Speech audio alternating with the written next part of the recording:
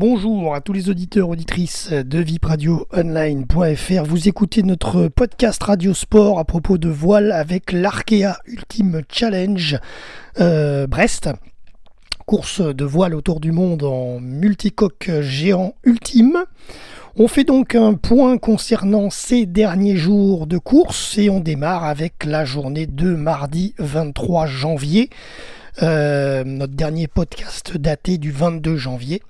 Donc le mardi 23, que s'est-il passé? Le classement à 21h. Charles Caudrelier, premier, est situé plein est entre l'Ekerguelen et le sud-ouest du Cap Lewin. Il suit la limite de la zone d'exclusion des glaces de l'Antarctique afin de raccourcir au maximum sa trajectoire. Thomas Coville, deuxième, est à l'ouest des Kerguelen avec une trajectoire beaucoup plus au nord. Il est situé à la longitude sud de l'île de la Réunion. Armel Lecléac, troisième, a franchi le cap de Bonne-Espérance ce mardi matin à 10h29 heure française après plus de 15 jours de navigation. Et Anthony Marchand, quatrième, a franchi le cap de Bonne-Espérance ce soir à 19h25 heure française après 16 jours de mer. Par contre, avarie majeure pour le bateau d'Anthony Marchand, actuel Ultime 3.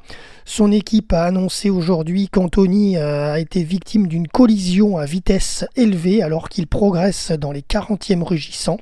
À 8h23 heure française ce mardi, je cite, il aurait été brutalement freiné dans sa course par un impact sur le foil bâbord. Ferme les guillemets. L'équipe précise que l'appendice est en place mais gravement endommagé.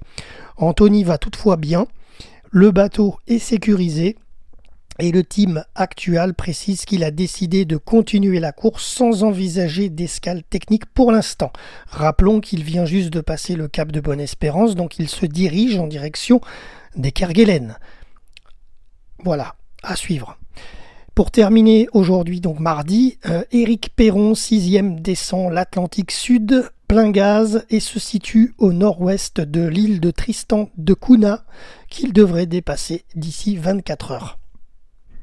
Alors concernant la journée de mercredi 24 janvier, le classement à 20h, premier Charles Caudrelier bien entendu, placé au milieu du sud-ouest de l'océan Indien entre l'Ekerguelen et le Cap Lewin, à la limite de la zone d'exclusion des glaces antarctiques. Thomas Coville, deuxième, quant à lui, est à 1427 milles de Charles, situé au nord-ouest des îles Kerguelen, cette fois, qui sont juste en dessous. Petite anecdote qui nous est arrivée ce matin, ça s'est passé hier mardi. Thomas Coville a croisé un cargo qui s'est dérouté pour le laisser passer dans l'océan Indien. Thomas et le capitaine ont même échangé quelques mots sympathiques à la radio VHF.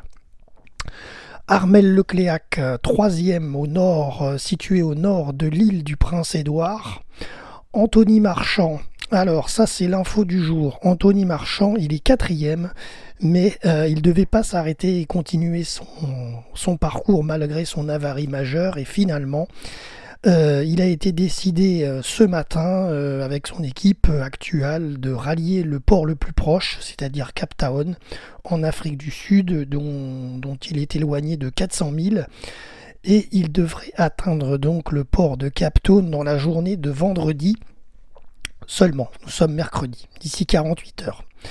Parce que la situation paraissait stabilisée après des réparations effectuées par Anthony, guidé par le team actuel, mais en finale, elle s'est trop dégradée durant la nuit dernière pour entamer la traversée des océans Indien et Pacifique.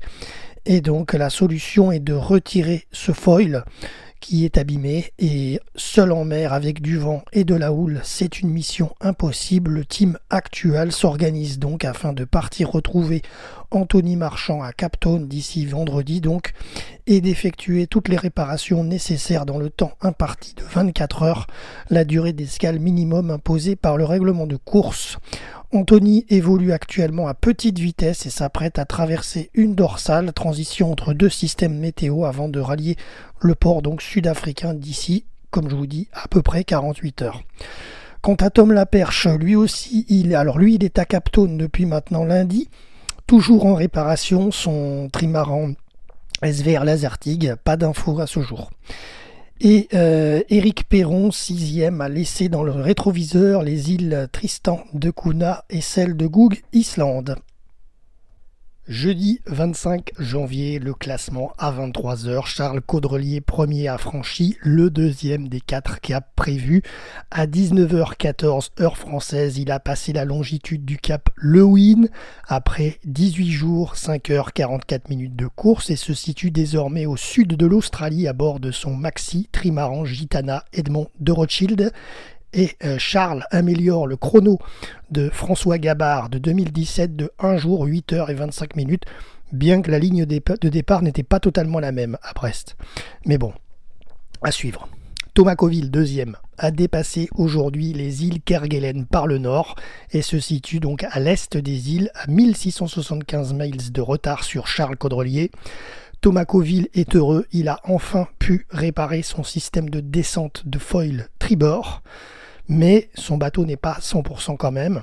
Armel Lecléac, 3e, est en embuscade et se rapproche des îles Kerguelen. Il est actuellement à l'ouest de l'archipel qu'il pourrait dépasser d'ici 24-36 heures.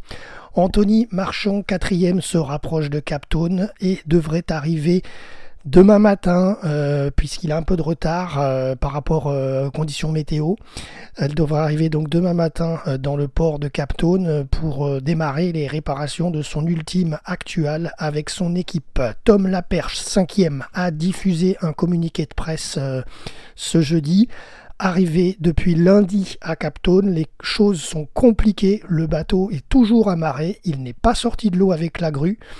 Des doutes existent pour pouvoir reprendre la course. Il évoque entre guillemets une mini-possibilité de reprendre la course ou pas. Les dégâts sont importants. Une hypothèse est possible, c'est rentrer avec le maxi trimaran en France, directement à petite vitesse et avec son équipe, ou alors le faire rapatrier par cargo. Voilà, c'est compliqué. Voilà, pour Tom Laperche, les possibilités sont toutes sur la table à cartes et la réponse devrait arriver d'ici la fin de semaine. Éric Perron, 6e, se rapproche du cap de Bonne-Espérance qu'il devrait passer d'ici 24-36 heures. Passons à la dernière journée de ce podcast. Nous sommes aujourd'hui vendredi 26 janvier 2024. Que s'est-il passé? Le classement à 21h. Charles Caudrelier, premier, est situé au sud-ouest d'Adélaïde. Oui, il a fait la moitié de l'Australie parcourue en 24 heures et se dirige en direction de la Tasmanie. Thomas Coville, 2e, est entre les Kerguelen et le Cap Lewin. Il est situé au sud-est de l'île Amsterdam. Armel Lecléac, 3e, est en approche nord-ouest des îles Kerguelen. Tom Laperche, 4e, toujours à Cap Town depuis lundi. Il est en attente de sa décision et de la décision de son team SVR Lazartigue suite aux gros dégâts concernant son maxi trimaran et notamment la suite de son parcours, soit en course, soit en retour métropole, soit par cargo ou convoyage. Voilà, tout reste dans le flou. Réponse, comme je vous le disais tout à l'heure, avant la fin de semaine normalement. Anthony Marchand, 5e, est arrivé lui aussi ce vendredi, alors après 15h heure française, au port de Cap Town. Ça commence à faire embouteillage bientôt, vous allez voir. Une partie du team actuel l'a accueilli pour cette escale technique en raison de son avarie sur son foil bâbord. L'opération Commando va débuter, elle a débuté aujourd'hui pour réparer et remettre l'ultime en ordre de marche, 24 heures minimum d'escale. Et Éric Perron, 6e, a prévenu la direction de course ce matin très tôt à 5h13 heure française qu'il a subi lui aussi une avarie majeure. Son safran tribord est endommagé, le safran est incontrôlable. Il ne peut donc effectuer de réparation de fortune et se dirige aussi à son tour en direction de Cap Town en Afrique du Sud. Il va y avoir du monde à quai avec Tom Laperche, Anthony Marchand et Éric Perron d'ici demain. Voilà, c'est la fin de notre podcast. Jérôme, RVPB, vipradioonline.fr.